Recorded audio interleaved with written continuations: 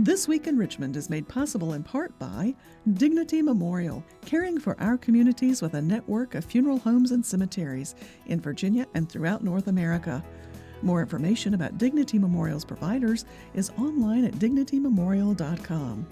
Alpha Natural Resources, an energy company dedicated to respecting the land. Alpha Natural Resources, we power the world through the energy of our people. Haley Buick GMC, the place for a new Verano or Terrain Denali, in Richmond and online at haleybuickgmc.com. Everywhere there are lighting poles, there's one more opportunity to save money. Intelligent Illuminations provides cost-effective wireless lighting solutions for roadway or area outdoor lights. The Virginia Chamber of Commerce, the voice of the Virginia business community, working in legislative, regulatory, and political arenas to promote the free enterprise system. So what do? Information about getting involved in advanced technology careers, making everything from clean energy to life-saving medicine, is available at dreamitdoitvirginia.com. Additional support is provided by these sponsors.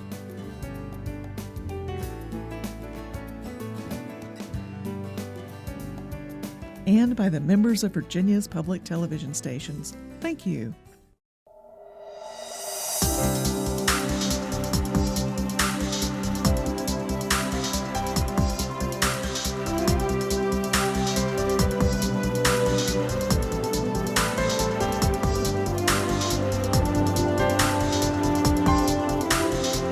Welcome to This Week in Richmond, and a special welcome to the Honorable Katherine Waddell.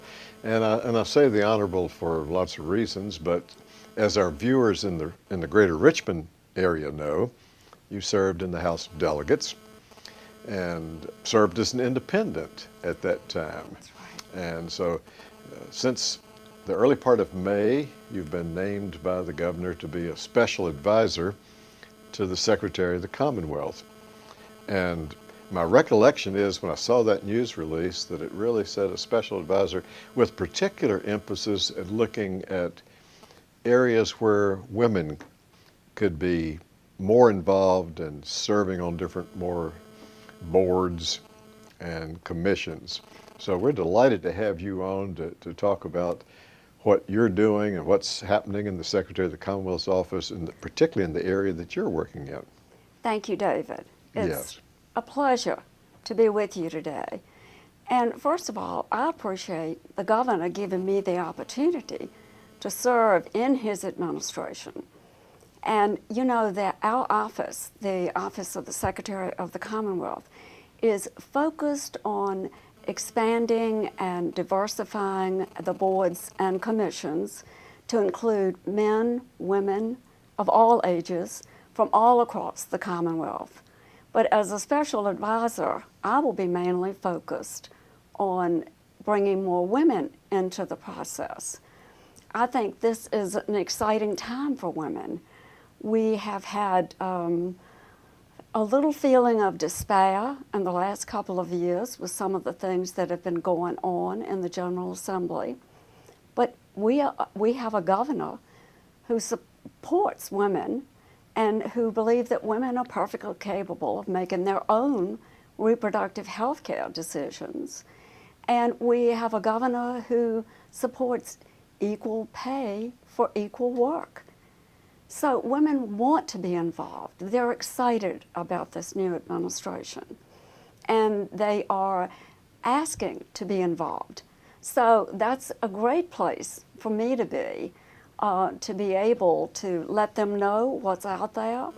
A lot of these women have never served on a board, and they don't really know what's available, not because they're not interested, but just because no one has ever really reached out to bring them into the process. And how many times have you heard when an election year, a gubernatorial election year, you hear them say, you know, whoever wins that race is going to be appointing 4,000 people Yes. to Virginia's boards and commissions. Well, you think people say, what does that mean? Should I care about that? Is that important to me and my family? My answer is yes, with all caps. It's very important. I mean, the boards decide, the members of the boards decide policy all across Virginia. You take the Board of Medicine, the Board of Health. How about our colleges and universities' Board of Visitors? Mm-hmm. And I just brought a few examples of when you go online and you can find out exactly what these boards do, what's expected of you if you submit your application to one of these boards. Because I think that's important too. But women just need to know what's out there. It's not that they're not interested, they are, and they're very excited about it. Well, we're going to make sure that the website gets up, Katherine, so that people can find that. They could, of course, always Google it and find the governor's site and the Secretary of the Commonwealth site, but we'll put the address up if they want to take that down. And it must be delightful that you're not in the position of having to twist people's arms to get them to serve, but just really to help inform them about what's out there, what the possibilities are. Yes. And honestly, I had no idea of all the possibilities. So it's been a real learning experience for me too. And the Secretary of the Commonwealth's office is a great place to work.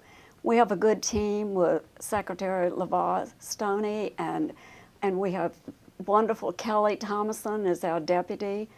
And she is terrific too. Lana Westfall, who used to work in Senator Potts's office. Yes, right. She's the director of appointments. We also have Jennifer Sy, who is helping with appointments. Denise Birch. I've known Denise for many years because she worked for Gilmore when he was Attorney General, and I was working in that office also. So it's like coming back home with a lot of these wonderful people to work with.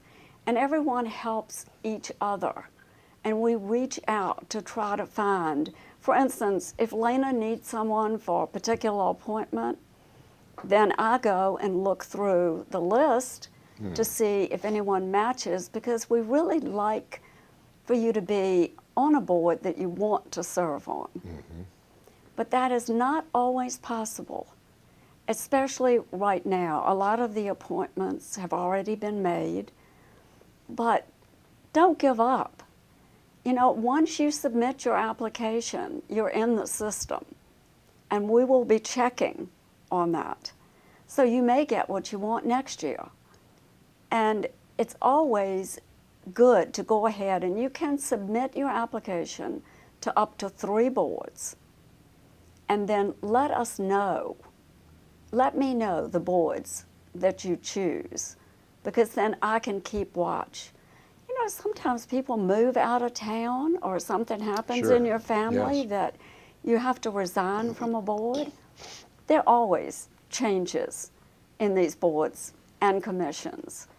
And it's very important that we help select people to do what they really are interested in and what they want to do.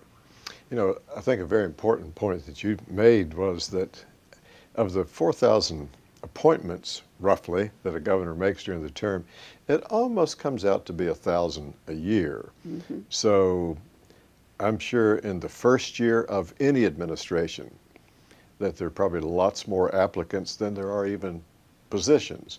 But as you said, people who applied shouldn't say, well, that's it.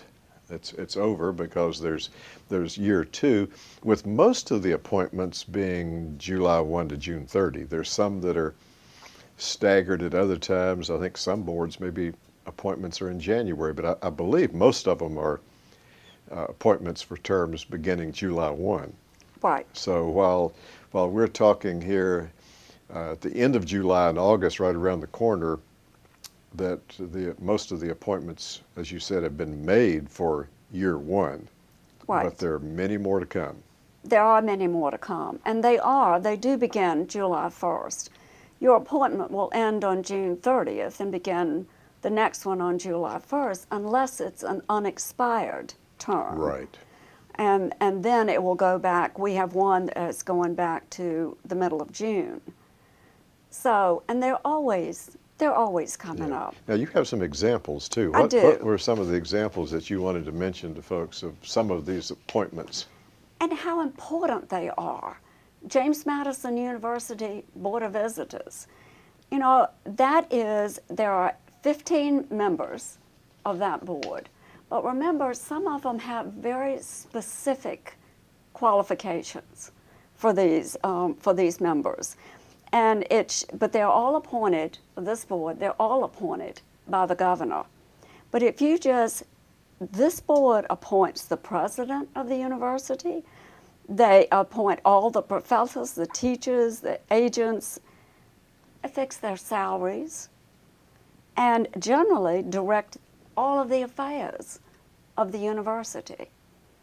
And do you remember that some time ago, several years ago, we had an incident at James Madison University where they removed emergency contraception Yes.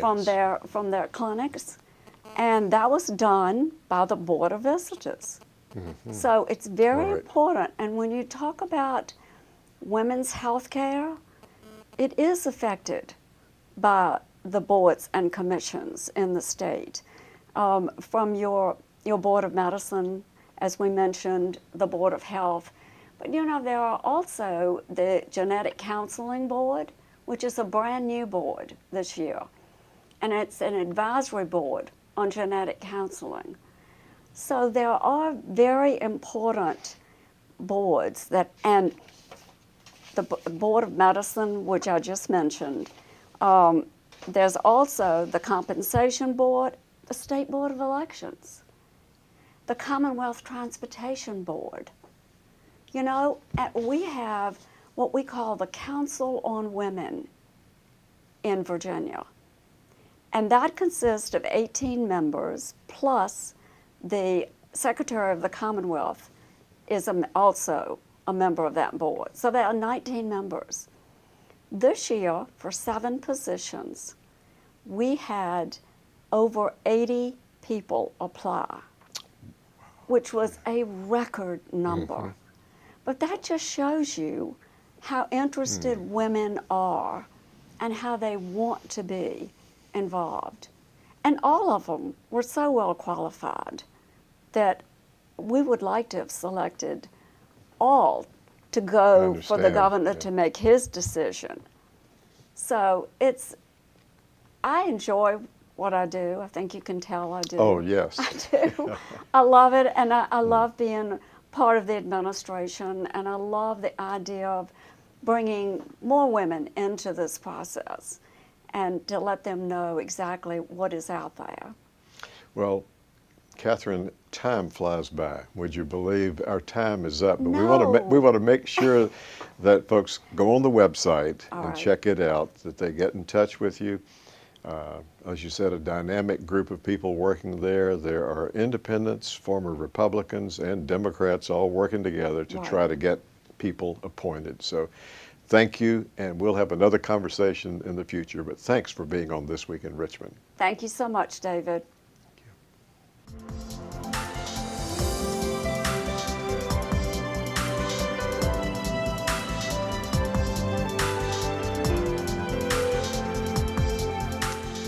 Welcome to This Week in Richmond, our viewers, and a special welcome to Alice Lynch, Thank you. Executive Director of the Virginia Capitol Foundation. Yes. Those of us around Capitol Square know what the Virginia Capitol Foundation is. We've known it for some time, but I'm convinced that you're going to be helping to inform some of our viewers who don't really know what the foundation is, don't know what you all have been doing, don't know what you will be doing, and you might get some other people to be more involved too. So what has the Capitol Foundation been doing, Alice? Well, thank you, David, for this Yes. opportunity. The Jefferson-designed Capitol is a real treasure for Virginia, and it's our privilege, the Virginia Capitol Foundation's privilege, to work to support the Capitol, Capitol Square, and the Executive Mansion, both with preservation projects and with educational programs. So when the Capitol was being renovated, the Capitol Foundation was very much involved then. Well, we were formed at that time. In 2004, the leaders of the House, Senate, and the governor's office came together and decided that there was a place for a nonprofit on Capitol Square, as many historic sites have foundations that support them, engaging the private sector in advocating for these historic places and also supporting them financially. And you also said that educational programs that you work on. So what would our viewers, if our viewers went on the site, Yes. and we're going to put the address up, what would they be finding that's educational? Well, there's so much going on Capitol Square, and when our foundation was formed, and continually, the House and Senate do a marvelous job of educating the public. There are tours for visitors. Over 120,000 a year come specifically to visit our Capitol Square in the Executive Mansion. And a very able set of Capitol guides led by Mark Greeno take all of those visitors who come from around the world to see our Capitol. Every day when we look at the guest register, we see another country represented. It's Wow. incredible. Yes. And so already there are very meaningful educational programs, not only the tours, but mock General Assembly sessions in the House and Senate chambers for school kids who come in. Our foundation thought there was a place for something more, and we engaged a company called BRC Imagination Arts, who had just done the Abraham Lincoln Presidential Library in Springfield to great acclaim. And they advised us, and one thing they recommended was a film, a visitor film for the Capitol. It's hard to believe there wasn't one before our it is. foundation Yes. stepped in. And so we produced it using an all-Virginia team. It's called Keepers of the Flame. And it's shown every day to visitors, and it's also available on the web through our website, virginiacapitol.gov. Oh, that's nice, because some people maybe haven't visited the Capitol that recently and they'd want to see this, or some perhaps have come and just had a short time, because you need a little bit of time to really see everything that's there. You really do. You could spend all day at the Yes. Capitol to take advantage of its treasures, whether those are architectural marvels or artwork, or seeing democracy live, as we call it, when the General Assembly is here and in session. Back in my childhood years, when we would be going on a trip, Mother would talk about what we're going to pack our lunch. Well, we can tell the viewers when they come into the Capitol, they don't have to pack a lunch, because there's a place there to get lunch right in the yes. midst of that tour, and just really a great. Merriweather's is a Yes. terrific cafe, as you and I know, having Yes. eaten lunch there ourselves. And many school groups choose to picnic on the Capitol Square grounds, families as well. Oh, that's nice. So they can still pack a lunch if they want to. and do Absolutely. that. And the other interesting thing, I think, for viewers and for people who would be visitors, is that there's so much of the new part of the Capitol, the visitors part, that you don't see from the outside. No, it's hidden masterfully underneath the very historic Capitol Square. Most people think of Capitol Square as just a beautiful setting for the jewel of the Capitol, but it is one of the oldest enclosed public parks in our nation, and it's historic on its own. And so when those overseeing the Capitol project decided to insert that 27,000 square foot addition underground, they did a great service to those of us who love historic landscapes, because the only evidence of it is that small temple entrance at Bank and 10th Streets. You know, I didn't realize the size of it until you mentioned this. So it's actually 27,000 square feet. It is, underground. all underground. The only window is this beautiful skylight that is just below the south portico stairs. And underneath that skylight, at the pinnacle of the visitor area, is a beautiful bronze statue of Thomas Jefferson. Our foundation commissioned that with the help of 3 very generous donor families, the Goodwin family, the Farrell family, and the Halsey family.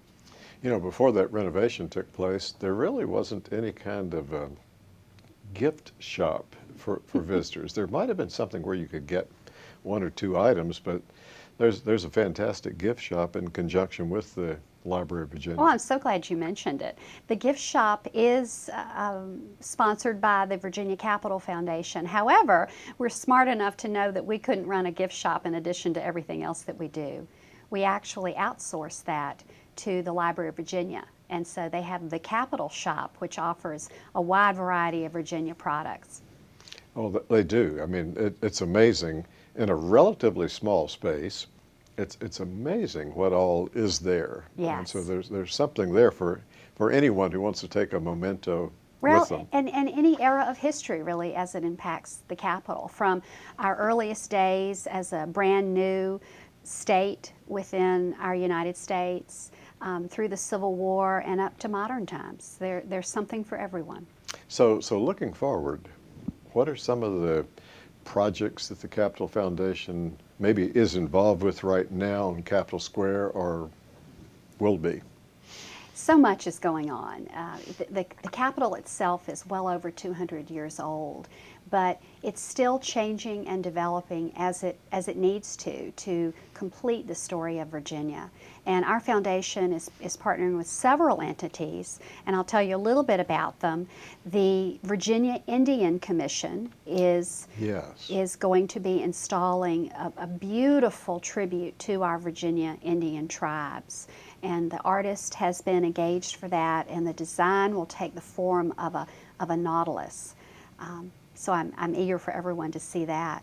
We're also partnering with the Virginia Women's Commission, and led by Mary Margaret Whipple, who is standing in as the chair for that. She and her commission are overseeing the installation of Voices from the Garden, which is a beautiful garden space that will have 12 bronze figures representing women throughout our 400 plus years of history. To these monuments and to the others on Capitol Square, there will also be a virtual educational experience. And the Capitol Square Preservation Council is helping to design all of that, working with experts from all the areas needed to come together to make it the best it can be. And they're also updating the landscape master plan to restore our beautiful Capitol Square. Oh, that's a great deal going on. I know the one for the Native Americans will be near the bell tower. It will be. And I'll have to correct you, David. Our Virginia Indian tribes actually like to be called Virginia Indians. Indian tribes. That is one of the first questions when I call it the if we Virginia just Indian get them tribute. federal recognition. Yes. Yes. We need that. But they are at least recognized on Capitol Square. Without a doubt. Yes. And our Virginia Indian tribes made a very conscious decision not to attach tribe names to this monument, because there are many, many Virginia Indian tribes through the years that have been lost to time. Interesting. Now, is there a site selected yet for the recognition of outstanding women in Virginia? Yes, it is just north of the Virginia Indian Monument. So the bell tower, then the Virginia Indian tribute, and then the Women's Monument, and then the Washington Monument. Oh, that will be a delightful place. And in the news in the last 6 or 8 months, I think the women have been chosen by the commission who will be recognized. And they represent a cross-section in every way. When the commission came together to choose these women, they were really looking to tell compelling stories, some of which we may know. Martha Washington's story, for example, many of us know. And others that really haven't been celebrated in Virginia history. And Kokakowski is, I think, one story that hasn't really been told that visitors will be so excited to learn about. She was the chief of the Pamunkey Indians back when the English settlers came to Virginia and began to settle it. And she was a signatory to the Treaty of Middle Plantation, which established permanent lands for the Pamunkey Indians as well as others. Oh, that will be exciting to see that addition made to Capitol Square. Yes, and to know that of the tens of thousands of school children who come to the Capitol Square every year, they will learn about these stories and want to learn more. We hope to spark their interest so that this is just the beginning of their journey to learn more about their own heritage. Alice, thank you so much for being on This Week in Richmond, and we encourage our viewers to go on the website Yes. and to learn more and to come and visit our capital. Absolutely. Thank you Yes. so much, Yes. David. Thank you.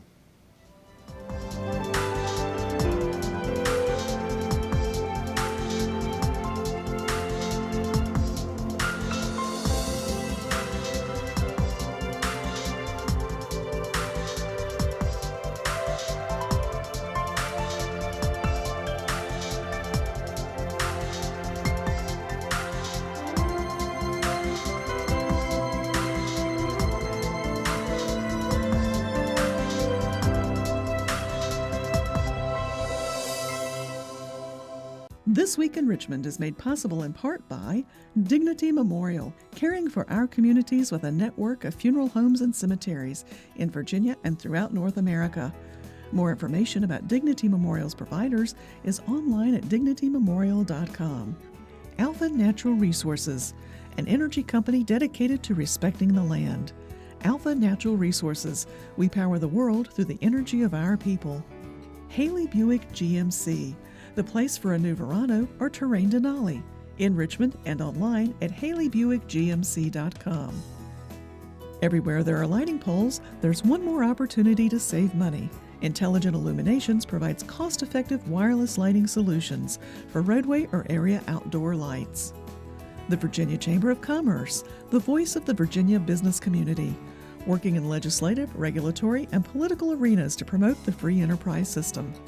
So what do you do? Information about getting involved in advanced technology careers, making everything from clean energy to life-saving medicine, is available at dreamitdoitvirginia.com.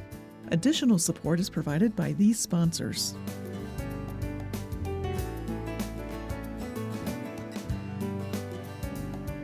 And by the members of Virginia's public television stations. Thank you.